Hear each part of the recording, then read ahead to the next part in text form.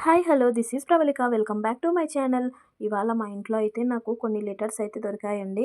అవి ఎక్కడివా అని మా అమ్మగారిని అడిగితే మా అమ్మగారికి అప్పట్లో మా నాన్నగారు రాసేవారంట. ఆ ఉత్తరాలన్నిటిని మా అమ్మగారు చాలా భద్రంగా దాచైతే పెట్టుకున్నారు. అయినా ఆ రోజులే బాగుండేవి. ఈ మొబైల్ ఫోన్స్ వచ్చాక నిమిషానికి ఫోన్ మాట్లాడుతున్నారు. అప్పట్లో అయితే ఆ ఉత్తరం ఎప్పుడు రాస్తామా, ఎప్పుడు అందుతుందా, మళ్ళీ తిరిగి ఎప్పుడు వస్తుందా అనే ఆ ఎదురు చూపుల్లోనే ఎంతో ఆనందం ఉండేది. అంటే హ్యాపీ మూమెంట్స్ ఎంతో బావుంటాయి కదా! పత్రాల మీద తేదీలను చూసారా? 1985 అంటే దాదాపుగా 35, 40 సంవత్సరాలవుతుంది.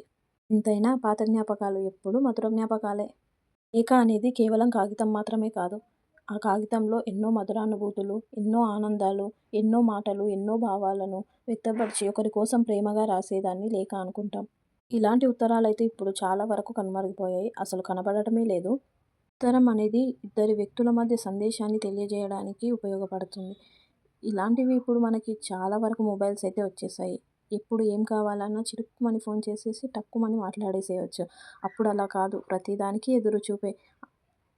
అయినా ఇష్టమైన వారి కోసం వెయిట్ చేసే ఆనందం ఇంకెక్కడుంటుంది చెప్పండి? మీరేమంటారు?